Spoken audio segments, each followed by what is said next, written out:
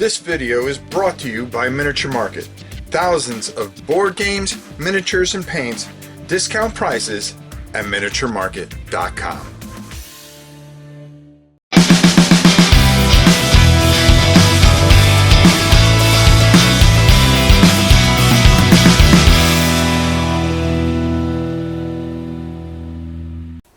Hey everybody, we're starting Kingdom Death Monster and I'm really excited about it. So what we're going to be doing is, I've already painted these figures and I did a live stream of it.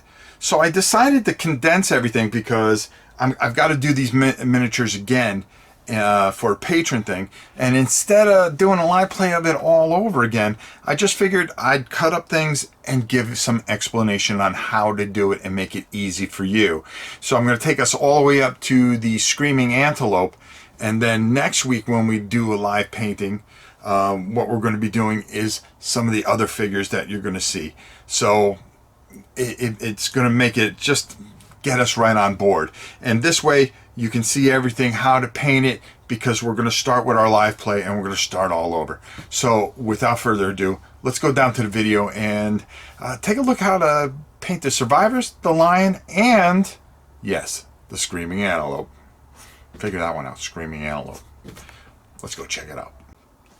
Now, what you're seeing here is, I'm just showing you that I basically did flesh. I did a nice dark brown. I used a Kesla flesh. I used a ceramic white for the robe.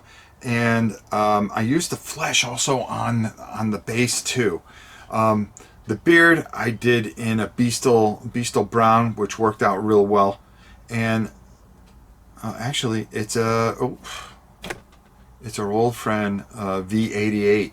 Now, I use Citadel paints. I really enjoyed using those here, and they really did a great job. So I made sure that I just got my base coats on there before I do any highlights or inking and washing. The key here is just making sure that you get good coverage, keep it thin. That's what I did, and you can see that it's very thin. I watered my first coat down, and then the second coat I'll be going over it. Here's the girl, as you can see. I didn't even do the lanterns yet or the stone. I wasn't worried about that. All I wanted to do was get a good base coat on it. And you can see there how we just got it. And you know, you can even play with it just like that. It's really up to you. But we decided to highlight and bring things out. Now here is the lion. Done, as you can see, I primed in a very dark gray. And then I just kind of went over him with a little bit of administrative gray. I just wanted to make a difference between the mane. As you can see, his feet aren't done because I'm going to build outwards with him.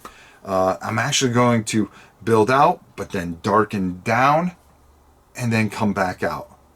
And you can see I'm basically just saying how everything here is a base coat. Now here, I'm just taking some skeletal white. Actually, it's a ceramic white. And I'm just going over everything because this is, of course, this almost like ghost-looking lion. And you see how I'm just taking my brush. I'm not taking it very hard. I'm not even worried about pressing hard or how much paint I have on there. I'm just taking it, working it very light, just brushing over. I'm not worried about getting in the mouth because I'm going to do that later. And I'm just letting those grays sit underneath, but they're not that important. Again, you know, here he is. We just got through dry brushing and he looks like a hot mess, but we're going to continue dry brushing here. And we're not worried about where we want to make sure we get underneath his undertow there. And we just want to make sure that we hit every single area. Now I keep taking off a little paint and just going back over. I don't need that much paint, and that's not my worry here. My whole thing is just to get coverage, because when I put the wash, it's all going to come together.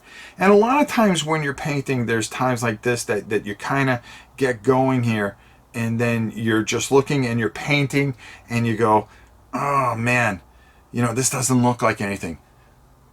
But then there's just that one moment where it all comes together. All right, now here we've got one of the survivors here, and we're just kind of showing off our base coat. But what we're really going to do is, I think we're going to be taking Newell oil. Oh, no, actually, what I'm doing here, because I'm watching this the first time with you, all I did was I wanted to put another coat of the flesh on. So now I'm bringing out the Newell oil. Now, remember how badly this lion looked, okay? Here's where just a nice thin coat of this Newell oil with a good brush, you're not worried about how much you get on there. It's how you move it around. And you can see right here what we're doing, what we're attempting to do. And all I want to do is I want to get in all those recesses, because as you can see, that's starting to bring that lion out, and that's exactly what we're looking to do. We're looking to bring and make him come alive, okay? 3D. And this is just an easy way to do it. There's so many different ways. A lot of the masters do it differently, where they'll paint every single hair, and I give them all the credit in the world for just being fantastic artists. But people like me, and maybe some of you out there, we need shortcuts to get us through it. Now I'm doing the same thing. I'm taking the Newell oil and I'm putting it on all their clothing there, and I'm making sure that I don't get it on the flesh. That's really important. And all I want to do is get that in there, because again, what are we doing? We're building depth. And that's what it really comes down to. We're building this fantastic depth, and it's giving that model life. It's just not, well, I mean, you wouldn't just see this plain white thing with no shadows. Bringing shadows brings more realism, and that's what we always want to do. That's why we use so many washes. It brings us depth and realism, and that's what we really want to portray. And we're just going around there, and we're being very ginger, and do you see how careful we are? We don't want to go over it again, but you are going to make mistakes, and if you make mistakes, don't worry about it, just fix it. That's the best part about it, and you're going to learn. All right, now we are taking a Agrath Earthshade, and what we're doing, actually I believe that's a Rygarth Flesh Shade, and we're just putting it over all our survivors, bringing depth into the skin tone. That's what we want to do. So as you can see, we're doing that. This was done a year ago, so we didn't have the camera work that we did back then. And as you can see how careful I am. I'm really taking my time here. Just taking it nice and slow, making sure I get that in there, and moving it around. And I really want to I'm not worried about how much I get on there, because when it dries, I'm going to go over again with the flesh. And I want to get it in on her hair. I want to get it on her facial structure, because that's going to, again, what does it do? It brings us depth and realism, and that's what we're looking to do. All right?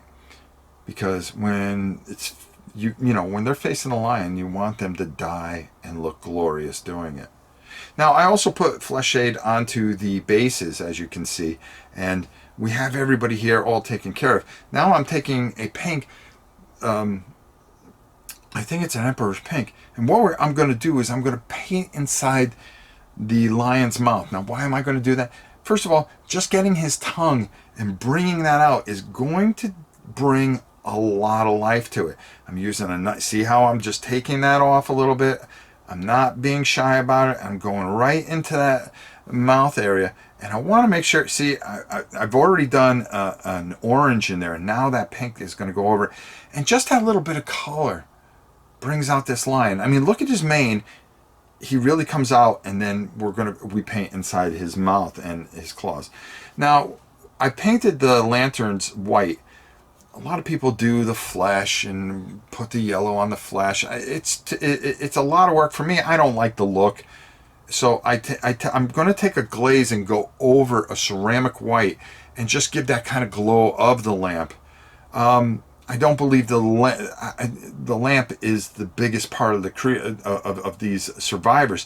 The survivors are such beautiful sculpts. I want them to stand on their own, and the lamp be the lamp. The lamp's important, don't get me wrong. So I tried to get in there as the best I could. Like I said, I'm not a professional here.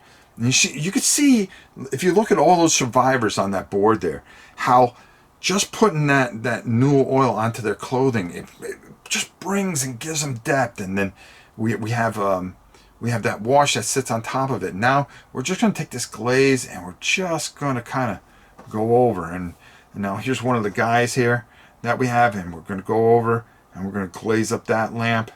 And, just a simple, easy version to get to the table. And that's what we're really trying to accomplish here. We really want to get this down to the table, and we want to play this game. That's what we do. That's what we're going for. You can see that how the wash really works into the face structure, how I brought out some of their abdomen, and how the flesh shade really gives them some highlights and some depth. And I mean, those are just fine to get to the table. I mean, nothing perfect, nothing fantastic, nothing that's going to win any awards, but good enough to get out. Now, here we're just going to show you really quick. We're going to take some Elmer's glue and just put it on the base, because we're going to build our base here. And you can see the survivors up in the top there if you want to take a look. We've got them pretty well where we want to. We're going to lighten them up, but here we're getting the lion base done. We want to get that done because that's a lot going on there. Now I got the glue on, and I'm going to just I'm going to be pouring. Yeah, there you go. I have those big buckets of just sand, and I want to get the sand in there because I wanted to do a two-tone type of thing. And you're going to see where I'm building up. And I just take my finger or a brush and just make sure that it just sticks onto the thing. Brush it off. Boom. Tap it a bit, and then you're going to find that, yep, there you go. We're going to have our base pretty much where we want. We're not worried about it too much because we're going to put another layer on there. You're going to see that real soon in a second. There we go. And now we're adding some more glue, and there's some homemade flocking that I made. I just went down to Lowe's and I asked for some sawdust, and they said, "Oh, you can take all you want. It's free." And then I bought green paint, and I just mixed it together. I didn't mix it too much because I wanted the inconsistency, so I had a little bit of that brown grass kind of working on there. And you can do it however you want. You can if you get now it clumped up a bit, and I don't think I should have filtered the sawdust a little bit, but you'll see it works pretty well. And all I'm going to do is just toss a little on there. Boom, boom, boom. Push it in there, and it's going to stick right where the glue is. Forgive the camera work. This was last year. This is this year where we do things a lot better. We're going to shake that off, and you can see we have that little bit of spot there. You see how we don't. Now I took some lichen that I had, and I'm just going to glue a little in there because I want him kind of going through kind of like the tall grass. So I wanted to give a different type of feel to it, and I kind of liked it, and I started breaking it up a little bit, and I really liked just putting some of that lichen on there. For me, it just brought some depth there, and you can see I'm just tapping it in there, and I was really happy with how it turned out because it gives that brush feel, and you'll see it when we're playing live, how it stands out. Of course, Dummy doesn't put it in the camera, but you can see, you see how we have the mouth stands out. We have a little bit of lichen there for some brush, and really just kind of just making it all work. Now we're moving on, and you can see I primed the Screaming Antelope here. The Screaming Antelope, hey, this is a pretty unique type of model. So I started black because I wanted to hit it with a very Skaven Blight gray. And I wanted to make sure that his upper fur had that gray, and then I wanted to make his body lighter. And you'll see how we do this. And there we are. We're going over the entire thing with the Skaven Blight gray. And just getting them, not worried about, all we want to do is complete coverage. And that's all we wanted. And don't mind the phone call. So we're just going to go over, we're going to get this nice and perfect the way we want it, exactly where we want it. And there you go. I mean, just really working that inside there. And that is going to be perfect. Okay, and you just see that we're just going over there. Now I took an administrative gray and I went over the body part, as you can see, and then his horns I did in a Ushabi bone. So we wanted to make sure that that got taken care of. Inside I took an Emperor's oh God, what did I use? Oh, I use a corn red on the inside, but I'm going to bring that out. And I'm going to show you how I go about doing that. Right now it doesn't look like anything, but you're going to see how it all comes together. It always comes together, and just getting your base coats are your most important part, because once you get them on there, then you can build out from there. And that is what we're always going for, is building out from there. So now, we're just, well, basically I'm telling you exactly the same thing, only we're not doing it live. And you can see we're just going to let that dry a little bit, and then we're going to come over and we're going to take some Ushabi bone and we're going to do those teeth inside him. I mean, this is a really strange looking character, but very cool. And you know, the guys at Kingdom Death Monster just do a fantastic job. And you're going to see here that I got to really look, because they have the little bitty teeth, and you want to make sure you get them, because that's going to sell that inside there. You know, it's all about depth and just handling things a certain different way, and you're going to just see that all come together, and that's exactly what we're going to do there. And you can see I get all the teeth. I'm not worried about it running over or anything like that, because we're going to end up touching this all up, and washes do a lot of different things, especially when we get it in there.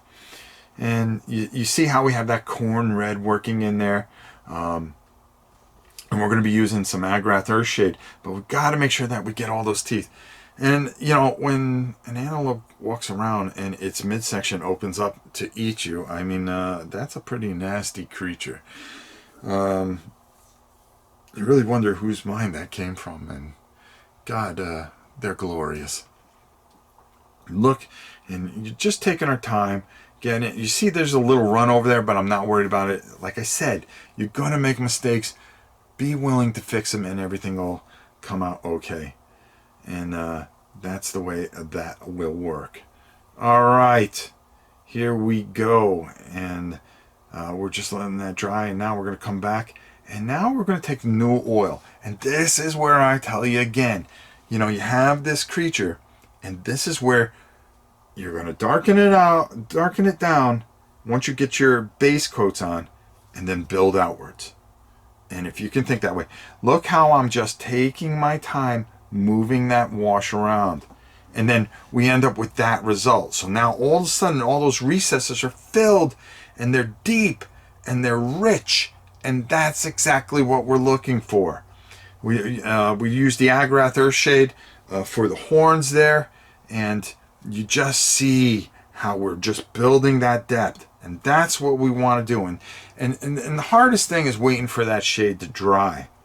Now we glued him to the base, and I wanted to set him so I had to prop him, because he sits on his two hind legs, but the weight will keep on pushing him. So you either hold him for about 10 minutes or you prop him up and let him really solidify to that base really, really well.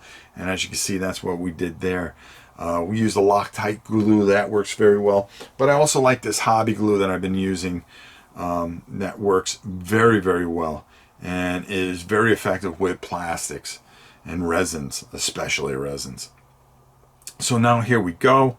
We're just letting that solidify and just taking the time. Do not rush it. Let it dry. Let it dry, because then you're going to be able to build out the way you want to build out, exactly the way you want to do it.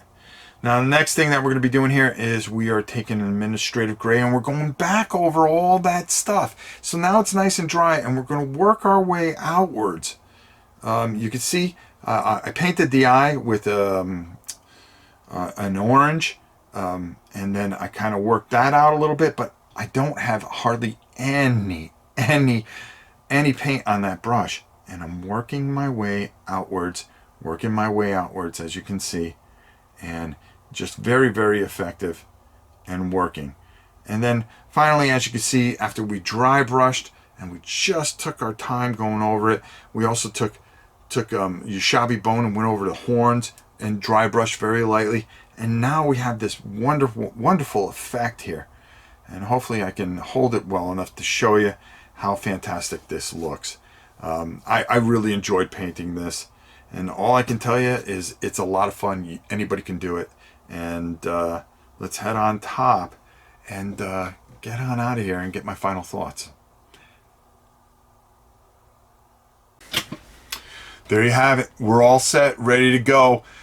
We got all those guys done and everything's ready to go. I'm really excited about it. Next week we're going to be going further. We're going to do a live painting, and you know, maybe I'll even tape it and do this type of thing again. It might be easier. It might be a better way, and keep the live things very fragmented, you know, going forward as far as painting videos and stuff like that. But we are definitely doing live plays of Kingdom Death Monster, and we are going to take it from the beginning all the way to the end. So whatever's in that box, and of course we're going to get all 12 expansions and we're going to paint all those. We're going to show you how to do this game from the beginning all the way through to the end. So until next time, it's your old pal Rob. We'll see you soon.